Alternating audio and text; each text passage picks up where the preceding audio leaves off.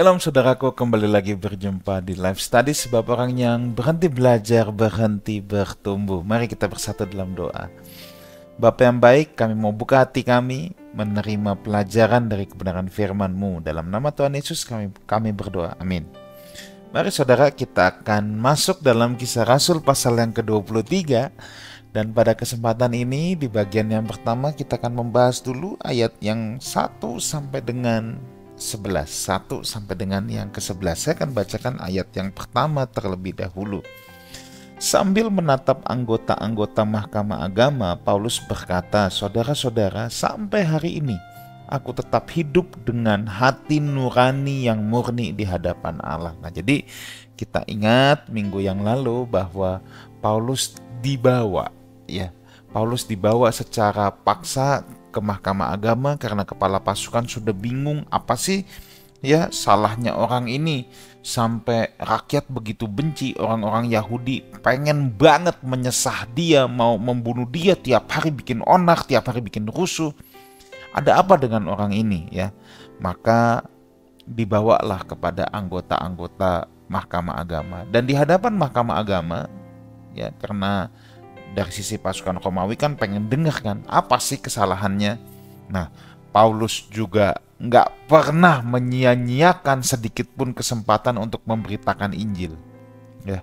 Kepada orang-orang Yahudi aja dia nggak buang kesempatan, apalagi sekarang di hadapan para mahkamah agama, orang-orang yang dianggap terhormat ya, orang-orang yang dianggap sebagai pemuka-pemuka agama. Nah, dan dalam kesempatan ini dia menyatakan dirinya tidak bersalah. Ia menjalani semuanya berdasarkan hati nurani yang murni. Nah, secara tidak langsung berarti Paulus juga ingin berkata bahwa apa yang orang-orang lakukan terhadap dia itu tidak memiliki nurani. Nah, satu hal yang kita lihat di sini, Paulus itu punya roh keberanian. Memang betul apa kata kitab suci, ya, roh ketakutan itu bukan berasal dari Tuhan.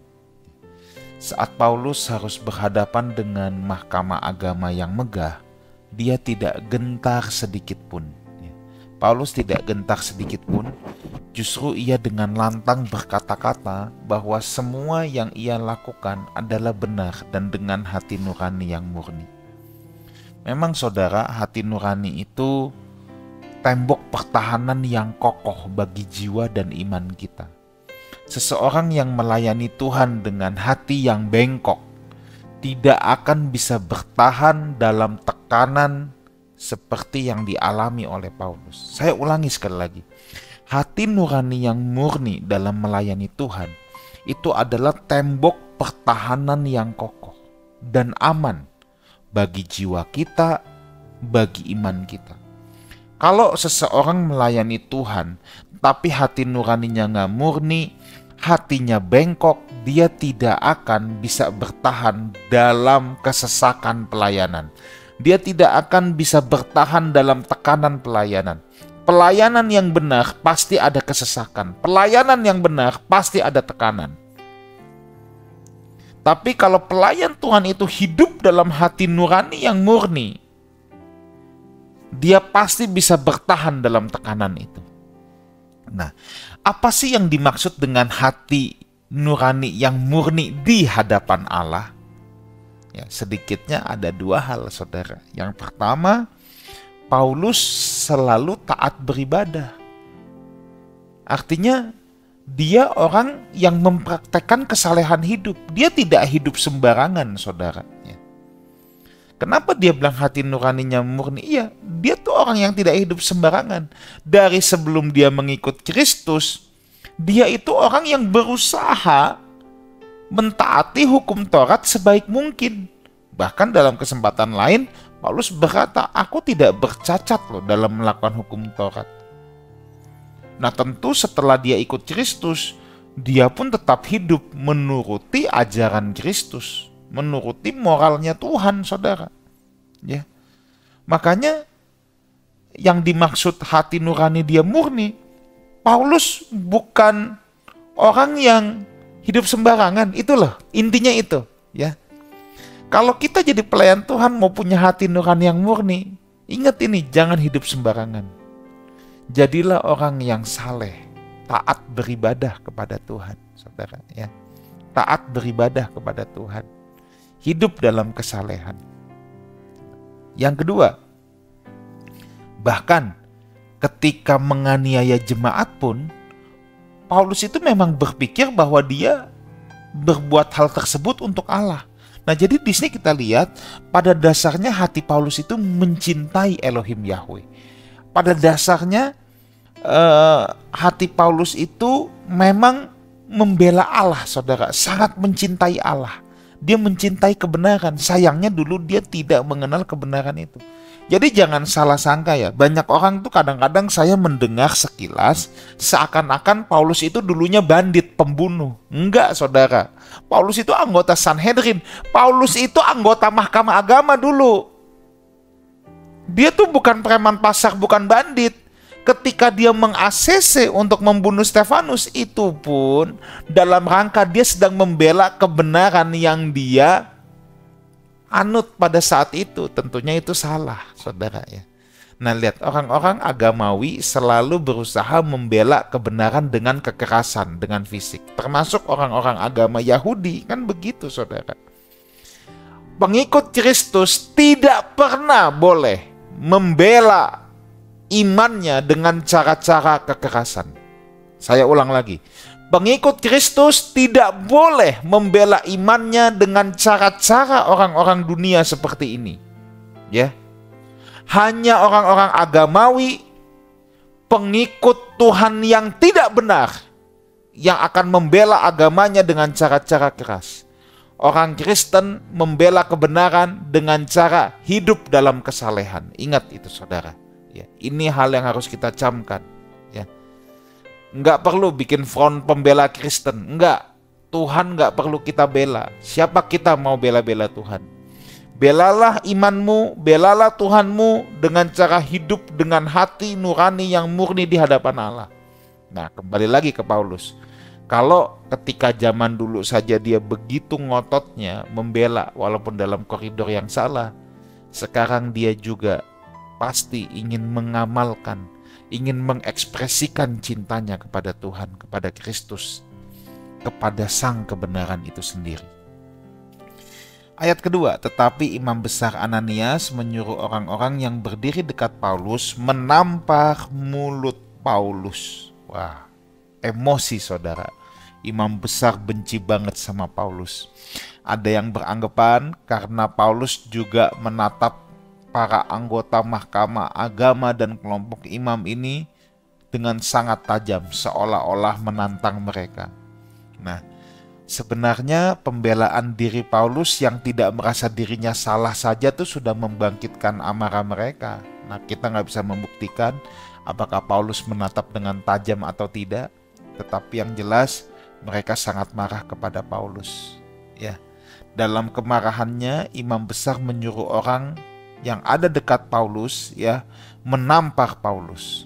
Sebenarnya ini juga adalah penghinaan kepada Paulus, yang dianggap telah berbuat jahat dengan bibirnya, dan ini adalah tanda untuk menyuruhnya diam. Tapi Paulus bukannya diam. Ayat yang ketiga, membalas itu Paulus berkata kepadanya, Allah akan menampar engkau, hai tembok yang dilabur putih. Engkau duduk di sini untuk menghakimi aku menurut hukum Taurat, namun engkau melanggar hukum Taurat dengan perintahmu untuk menampar aku. Nah, Paulus bukannya diam, tapi malah membalas dengan mengatakan Allah yang akan menampar imam besar itu. Ya, bahkan imam besar dikatain sama Paulus, tembok yang dilabur putih. Ini kan mirip dengan kecaman Tuhan Yesus di Matius 23 kepada orang Farisi, bukan? Bahwa mereka seperti kuburan yang dilabur putih, luarnya tampak indah tetapi dalamnya tulang belulang yang busuk. Dengan kata lain, Paulus bilang, hei imam besar, kamu tuh orang munafik. Kamu hanya kelihatannya punya kedudukan, kelihatannya saleh, kelihatannya kamu mengamalkan Taurat, tapi kamu menghakimi aku tanpa atau dengan melanggar hukum Taurat. dengan memerintahkan. Dia tidak bisa membuktikan Paulus bersalah, tapi dia suruh tampar. Ya, ini melanggar hukum Taurat. Ini mengacu pada Ulangan 25 ayat yang kedua. Tidak ada orang yang boleh layak dipukul kecuali ia layak dipukul. Nah, jadi Paulus menyerang imam besar ini dengan merefer kepada hukum Taurat. Kamu seolah-olah sebagai pelaksana hukum Taurat, tapi kamu sendiri melanggar hukum Taurat. Kira-kira seperti itu, ya.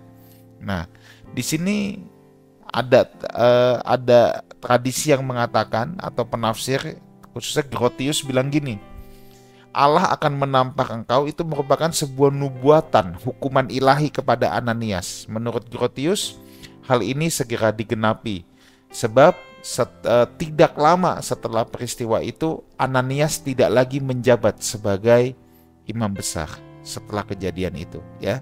Nah, kita lihat di sini, ya, ini bukannya Paulus mau suruh Tuhan yang bales, bukan, saudara, ya. Tetapi apa yang diucapkan Paulus itu memang sebuah nubuatan, ya, yang tentunya yang didorong oleh Roh Kudus bahwa Allah memang akan menghukum imam besar, ya. Nah, di sini kita harus melihat, ya, bahwa kalau dipukuli orang banyak, Paulus dapat berkata, ampuni mereka karena mereka tidak tahu apa yang mereka perbuat. Paulus tidak pernah membalas seperti ini, ya. Tetapi ketika ini dilakukan oleh seorang imam besar itu imam yang paling tinggi, pemuka agama yang paling tinggi saat itu di agama Yahudi, maka hal ini tidak dapat diampuni, ya. Nah, ayat 4 dan yang kelima, mereka yang berdiri itu berkata, engkau mengejek imam besar? Jawab Paulus, saudara-saudara, aku tidak tahu bahwa ia adalah imam besar. Memang ada tertulis, janganlah engkau berkata jahat tentang seorang pemimpin bangsamu. Nah, saudara, ayat ini menjadi dilema tersendiri, saudara. Karena Paulus bilang, aku tidak tahu bahwa dia imam besar. Nah, sulit dijelaskan kalau dikatakan Paulus tidak tahu bahwa Ananias itu imam besar. Rasanya sangat sulit. Paulus sudah 7 hari di Yerusalem, dan Paulus nggak mungkin nggak tahu lah, ya, ibaratnya gitulah. Paulus nggak mungkin nggak tahu. Nonsense untuk Paulus tidak tahu. Nah, bahwa di sini saya akan menampilkan, ya, beberapa penafsiran, ya.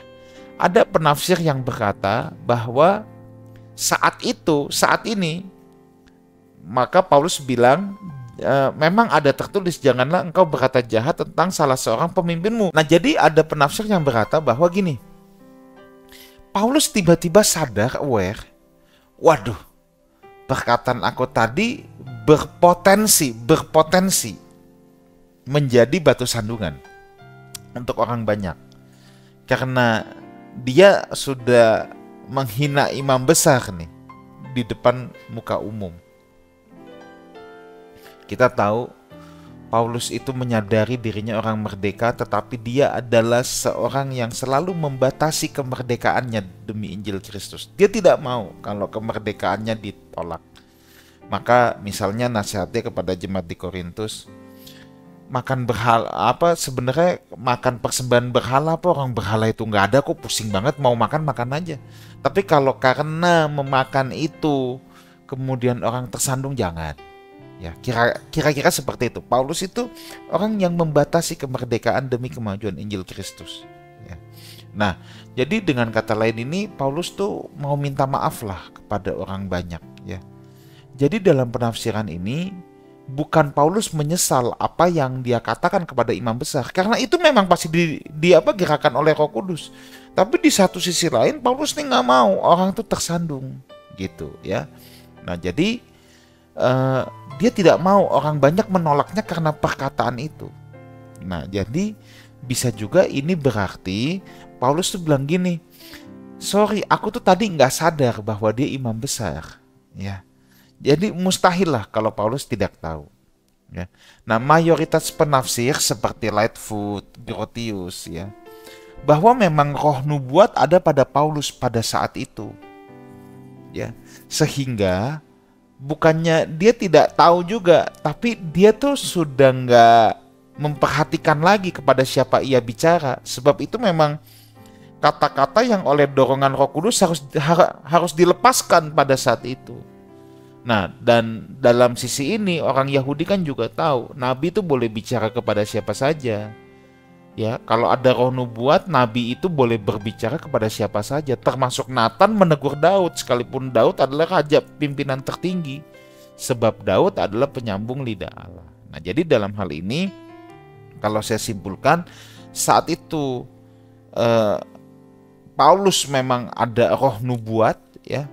Paulus memang menjadi penyambung lidah Allah, bahwa Allah akan menampar Ananias imam besar itu.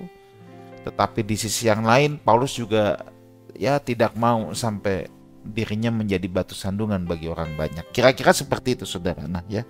Oke. Ayat 6, 7, dan 8. Karena tahu bahwa sebagian dari mereka orang Saduki dan sebagian orang Farisi, ia berseru dalam mahkamah agama, "Saudara-saudara, aku adalah orang Farisi, keturunan orang Farisi. Aku dihadapkan ke mahkamah ini karena aku mengharapkan kebangkitan orang mati." Ketika ia berkata demikian, timbullah pertengkaran antara orang-orang Farisi dan orang Saduki, dan terbagilah orang banyak itu. Ya. Sebab orang-orang Saduki mengatakan tidak ada kebangkitan, tidak ada malaikat atau roh, tetapi orang-orang Farisi mengakui semuanya itu. Nah, jadi mahkamah agama ini di dalamnya terdapat para imam dan orang Farisi. Imam-imam itu dikuasai oleh golongan Saduki. Sekali lagi di sini ada hikmat Paulus, ya, hikmat Tuhan atas Paulus. Ya, apa yang Paulus katakan dan diarahkan oleh Roh Kudus, Paulus kan tahu persis adanya pertentangan dalam golongan itu. Paulus juga tahu persis dalam mahkamah itu ada orang Saduki, ada orang Farisi. Nah, di mana Saduki dan Farisi itu punya ketegangan. Nah, jadi saya cerita sedikit ya. Ini udah berapa kali saya ceritakan, tapi saya ulangi lagi ya. Nah, sedikitnya di Israel itu kan ada beberapa golongan, saudara ya. Yang pertama Saduki. Para imam ini bait Allah dikuasai oleh Saduki. Saduki itu hanya mengakui Taurat. Dia nggak mau mengakui kitab nabi-nabi, kitab yang lain. Jadi Mazmur, Yehezkiel, semua orang Saduki itu nggak mau mengakui. Pokoknya hanya Taurat. Makanya julukan orang Saduki itu adalah pokoknya dia Taurat saja. Ya, dia hanya Taurat. Nah, dia tidak percaya tentang kebangkitan, tentang dunia roh, tentang malaikat, dia nggak mau. Tapi ada golongan yang kedua kan, Farisi. Kalau Farisi ini penafsir Taurat, ya, penafsir Taurat itu dijabarkan sampai ada 613 misvot. Nah, bayangkan dari Taurat itu dia jabarkan, dia tafsir sampai ada 613 misvot.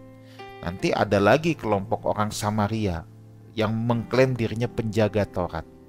Ya, tapi orang Samaria itu bukan golongan dalam orang Yahudi karena Samaria sudah dianggap bangsa lain. Nah, yang dianggap golongan juga itu Eseni. Nah, Eseni kan memisahkan diri, saudara. Dia ngelihat Saduki nggak benar, Farisi nggak benar, makanya dia menjuluki dirinya pelaku Taurat. Yohanes Pembaptis itu orang Eseni. Nah, kalau orang Kristen apa? Kalau orang Kristen itu Yesus penggenap Taurat. Kan gitu kira-kira ya. Nah, di sini karena Paulus tahu ini ada pertentangan nih. Yang satu percaya kebangkitan, yang satu enggak. Nah, makanya Paulus dengan hikmatnya gini ya. Aku dihadapkan ke mahkamah ini. Perhatikan kata-kata yang dipakai. Karena aku mengharapkan kebangkitan orang mati. Ini hikmat loh. Coba kalau Paulus ngomongnya gini, aku dihadapkan ke mahkamah ini karena aku menjadi pengikut Kristus. Nggak bisa, saudara. Ribut itu pasti. Merekanya tidak ribut, malah makin kompak karena mereka semua membenci Yesus. Bagi orang Farisi, Yesus dianggap penghujat Allah. Yesus klaim-klaim dirinya sebagai Allah. Bagi orang Saduki, ingat, orang Saduki itu paling benci dengan berita kebangkitan Yesus. Siapa yang suruh orang-orang mengakui mayat Yesus dicuri? Itu kelompok imam. Kenapa? Karena orang Saduki menolak keras kebangkitan. Dia paling benci dengan berita kebangkitan Yesus. Nah, jadi Paulus tuh pintar saudara ya. Ini bukan licik, ini lihai saudara ya. Dia nggak bilang aku diperhadapkan ke sini karena aku seorang Kristen, enggak. Tetapi aku diperhadapkan ke sini karena aku mengharapkan kebangkitan orang mati. Nah, begitu isu kebangkitan orang mati yang diangkat, ya pasti pecah mereka yang ada di dalam. Karena dalam mahkamah agama itu memang ada para imam yang dikuasai Saduki dan ada para guru-guru Taurat atau penafsir-penafsir Taurat yang dikuasai oleh orang-orang Farisi. Akhirnya mereka terpecah saudara. Nah, Paulus mengakui, aku orang Farisi, tapi yang aku harapkan kebangkitan orang mati. Nah, udah deh, ini jadi rame saudara ya. Dan ini ditutup ayat 9 sampai dengan yang ke-11 sekarang kita akan baca. Terjadilah keributan besar, beberapa ahli Taurat dari aliran Farisi tampil ke depan dan membantah dengan keras. Katanya, kami sama sekali tidak menemukan sesuatu yang salah pada orang ini. Barangkali ada roh atau malaikat yang telah berbicara kepadanya. Pertengkaran besar pun terjadi sehingga kepala pasukan takut. Kalau-kalau mereka akan mengoyak-ngoyak Paulus. Karena itu ia memerintahkan pasukan untuk turun ke bawah dan mengambil Paulus dari tengah-tengah mereka dan membawanya ke markas. Pada malam berikutnya Tuhan datang berdiri di sisinya dan berkata kepadanya, teguhkanlah hatimu, sebab sebagaimana engkau dengan berani telah bersaksi tentang aku di Yerusalem, demikian juga engkau harus bersaksi di Roma. Saudara, ini jadi lucu ya. Orang-orang ngamuk menghadapkan Paulus ke mahkamah agama, sekarang mereka yang bertengkar sendiri. Kepala pasukan makin bingung lagi ya. Tadinya orang-orang Yahudi bikin chaos karena mau melawan Paulus, sekarang mereka yang berantem sendiri.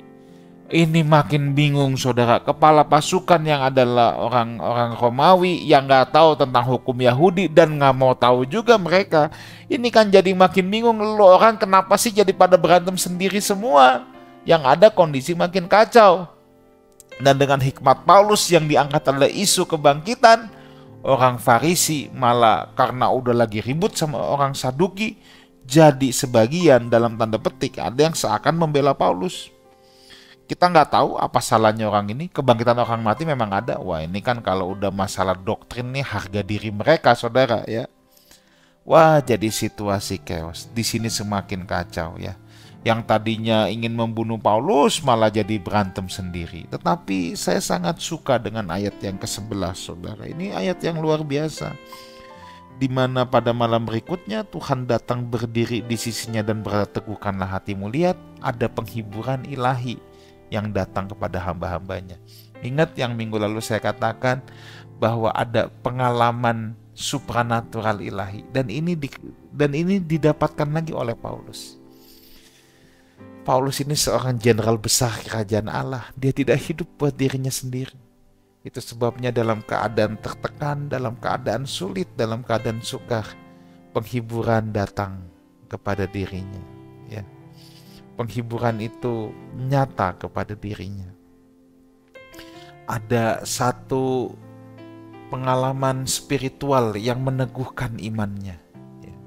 Dan di sini Tuhan sendiri yang mengarahkan Paulus. Paulus, kamu memang bukan buat Yerusalem.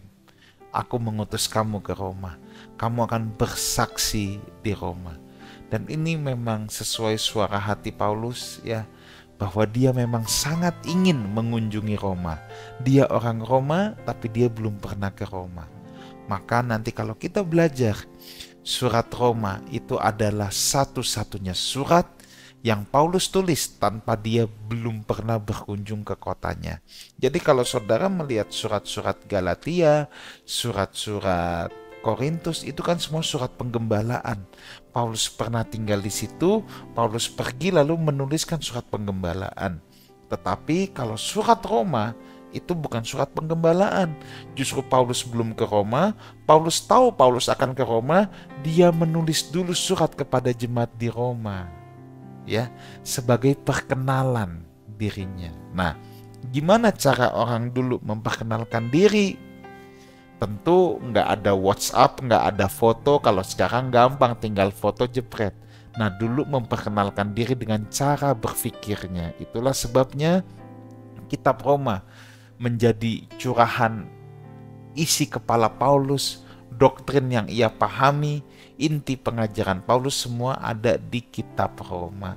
Sebab Paulus ingin memperkenalkan dirinya kepada jemaat di Roma melalui ajaran, melalui isi kepalanya. Tuhan Yesus menyertai kita semua. Amin. Mari kita berdoa. Mantraikan kebenaran firman-Mu dengan kuasa Roh Kudus-Mu. Demi nama Tuhan Yesus kami berdoa. Amin. Sampai jumpa di live study yang akan datang, sebab orang yang berhenti belajar berhenti bertumbuh. Amin.